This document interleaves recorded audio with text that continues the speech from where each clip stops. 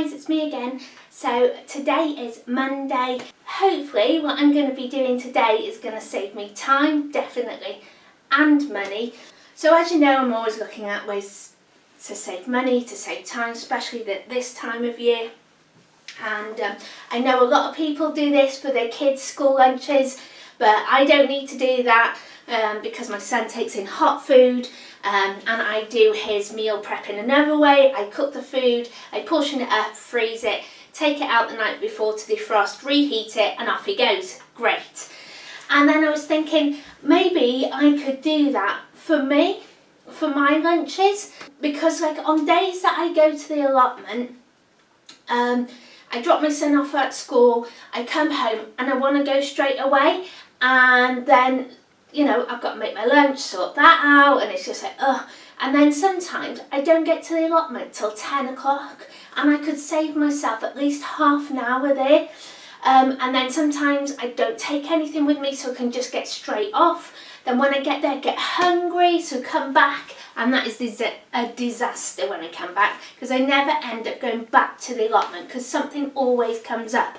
My dad usually always wants something doing or sorting, and it just drives me insane sometimes. Anyway, so I thought what I'm going to do today is I'm going to make a load of sandwiches up, and I'm going to freeze them, so then in this weather, I can just take them out of the freezer before I go to the allotment, and by the time it's lunchtime I want to eat them. They should be defrosted in this heat. Yeah, so that is my plan today. I bought that wholemeal loaf for my son, and what I do is I usually freeze it after a couple of days. He only has it for toast, and I get it out of the freezer and I toast it and it's fine.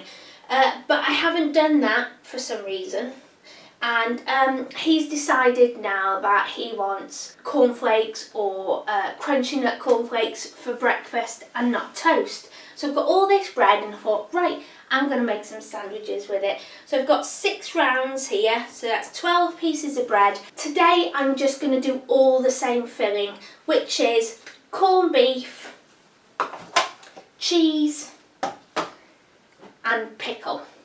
Now I've done some research on this. I've got a lovely lady on Instagram that I follow, and she is so organised. I think her name is actually Be Organised. And I remember her telling me ages ago that she does this for her children and it saves her so much time. I just thought, oh great, I can do this for me. So I did some research over the weekend, and I'm going to tell you now what I found out, and hopefully, fingers crossed, it works, because we don't want soggy sandwiches. Even though I know this is gross, I love soggy sandwiches. I have always loved soggy sandwiches. I think it's because you don't have to chew as much. Maybe I'm a bit lazy. But anyway, so the first thing is, the fresher your bread is when you freeze it, the fresher it will come out when you defrost it. So if you want to make these with fresh bread, do it on the first day you buy the loaf. This loaf is actually going out of date today. This is why I'm doing it. But it's still really fresh and lovely. Okay, the second tip I found out, you must butter both slices of bread, because this will make a barrier then between your filling and the bread, so it reduces it from going soggy, reduces the chance of it going soggy. So butter both sides of the bread. It said like fat content, so something like fatty, so butter, I think they use like nut butters, margarine, that kind of thing, and so that creates the barrier. And then the next thing is your meat. You can use any sliced meat. I've got corned beef today. You can use chicken, ham, turkey, beef, lamb, whatever you have. You can also use tinned fish, tuna, salmon, mackerel, sardines, whatever you want. They all freeze really well. The only one thing that I found out that does not freeze well is mayonnaise. So with the fat content thing, do not put any mayonnaise or egg on your sandwich. The mayonnaise is fine to freeze, but when you defrost it, it separates. The water and the oil comes out, they separate, and it makes your sandwich really soggy. And I think it'd look a bit horrible as well. So if you want mayonnaise on your sandwich, put it on afterwards. Another thing with eggs, when you freeze egg whites, cooked egg whites, they go really hard and rubbery. Egg yolk, absolutely fine. Not a problem. It's the egg white that's not good. That's why when I freeze my eggs, I scramble the raw eggs and freeze them like that, and that's fine. I don't cook the eggs beforehand, because once the egg white is frozen, yeah, it changes it completely and not good. Other things that you shouldn't put on your sandwiches is anything with a high water content. Tomatoes, lettuce, cucumber, they'll be absolutely fine when you freeze them. It's when you defrost them that's when things go horribly wrong. So if you want anything like that, put it on after you've defrosted your sandwiches. Okay, so the next thing is, I've learned apparently, so you want to put, if you're putting cheese on your sandwich, grate it. It is so much better grated than sliced, because it does get crumbly. It changes the structure of the cheese freezing it. So if you have cheese slices, they do go crumbly. So it's better off to grate your cheese. If you're using a soft cheese, you can use a soft cheese as well as a barrier instead of butter or margarine, something like that. But a full fat cream cheese works better than a low fat cream cheese. I don't know why, that's just what I found out, but I'm not that keen on soft cheese anyway. Okay, the next thing is, when you make your sandwich, you want to put your meat on one slice of the bread. And if you're using like a sauce, so no mayonnaise, I don't think sour cream would work very well, but Branston pickle, chutney, piccalilli, those kinds of things, you want to put your sauce in the middle.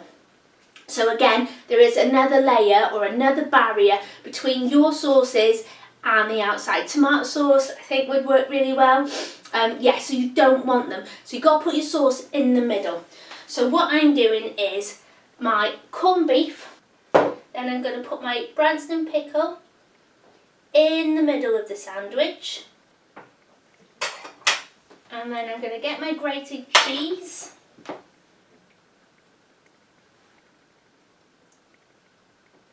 and put that on top.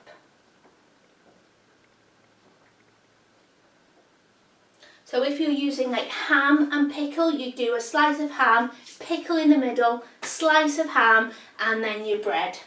So you've got that extra barrier to stop your sandwich from going soggy. Then lid on.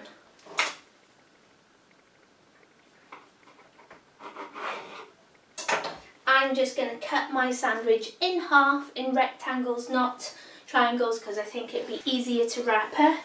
Now you can put these in Ziploc bags, suck all the air out of them with a straw, and then freeze them like that. But I'm going to use cling film today, and I'm going to wrap each sandwich individually. And you've got to make sure you wrap it up really well so no air gets in there. And there you go, one sandwich. Now then, I'm thinking the Ziploc bags would be really more economical and better for the environment, because I will be using a lot of cling film today. So I think that's something I am going to buy on my next food haul, is some Ziploc bags, because you can wash them. You can wash Ziploc bags and reuse them. And there we go, my first round of sandwiches. Right, I've got another 5 to do. So I am going to get on with this, and then I will be back. Okay guys, that is all done, and then I cling filmed them and put them in these empty ice cream boxes, and I'm going to chuck them. I've labelled them corned beef and cheese. Oh, now these sandwiches are for eating cold. They're not for toasties or anything like that. You can make some for, you know, to put in a toasty maker as well. There's a window cleaner here watching me.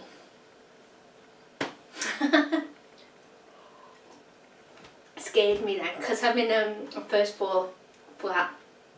Yeah, so I am so excited about this. This is going to be a complete game changer for me.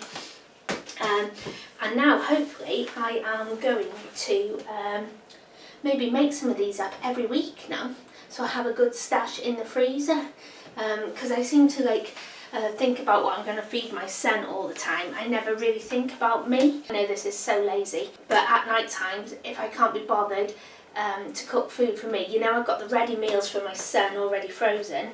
If I can't be bothered to cook, I can just grab a sandwich. Ace! Yay! Right, okay. So if this is something that you do, if you freeze your sandwiches, let me know what you freeze. Yeah, and if you cook them, if they're for toasties, what does well, what doesn't do well. And I think you can keep these in the freezer for 1 to 3 months, I think it said. They won't last that long at all. There's only 6 sandwiches, 6 rounds here, so that's 6 lunches or 6 meals, you know. Right, I'm off to the allotment now. It's stopped raining for a minute, so I'm going to run over there quickly and see if everything is okay. Hi guys, so it's 25 to 6 now, and today's taking a bit of a bread theme because I'm doing dinner now, and I'm using more bread. I went to the charity shop last week sometime and I bought 2 new cookbooks. One was from the Credit Crunch in 2008, but this book was written in 2009, and another one was for students. I just spent like a lot of the weekend trying to find really cheap, tasty meals, stuff like that I can use from the allotment and things like that, so it will be even cheaper for me because I grow a lot of it. One of the recipes I came across was, I just typed in stale bread on Google to see what you could make with it, and there's loads of stuff, but this is one of the recipes that really popped out, and I thought, oh great, I've got to make it. So I had some bread in the freezer. I don't know actually how long it's been in there, and I think I got it from Parsons Bakery, sourdough. And anyway, I defrosted it, cut it up into chunks and made croutons with it. Drizzled it in olive oil and used loads of dry thyme that I dried last year from the garden. You can use fresh, you can use anything you want, and I made these lovely croutons. Some of the bits I burnt, but never mind. I'll still eat them. And then, yeah, it was a bread salad, and I think it's Italian. And it used to be called a poor man's salad because this is what they'd eat when they didn't have a lot of money. And it just looks absolutely amazing. So the ingredients are onion. I've used red because it's kind of a summery salad. So red onion, and I just class red onions are for raw recipes, whereas white onions I use for cooking. So I've got half a red onion, a good chunk of cucumber cut up and quartered, and I've got 4 cherry tomatoes because that's what I had left from that packet I bought from Asda. Was it last week? The week before? Those little cherry tomatoes. And I've mixed it with yoghurt and mint from the garden. And oh, look at those colours. Look at those colours. I think I've added a little bit too much. No, I haven't. No. So I still get that crunch from the crouton. Oh, it tastes so good. Soon I'll have my own cucumbers, I'll have my own tomatoes, and I'll have my own red onions.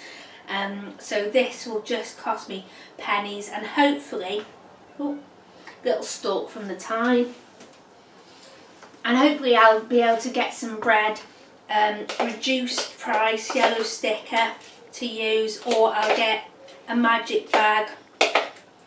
So yeah, this will cost me absolute pennies, and because there's bread in it, it'll make it really filling, Oh, it's so tasty.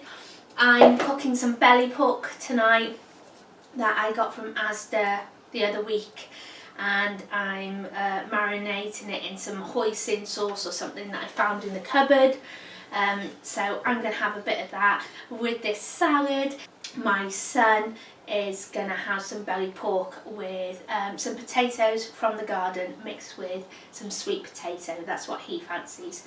Oh, amazing. And there was also another bread recipe which I'm going to do, obviously not on this video, because I want to show you this video straight away, along with my frozen sandwiches. Yay! I'm just so chuffed, so chuffed. I've been concentrating so much on feeding my son, and I thought, actually, you know what, I best start feeding me. My son won't eat this because it's cold. Right, so I'm gonna go and make our dinner now and eat this. It's so gorgeous. If you've got any like really cheap recipes, please drop a comment in the comment box below. So take care, and I'll see you soon. Bye.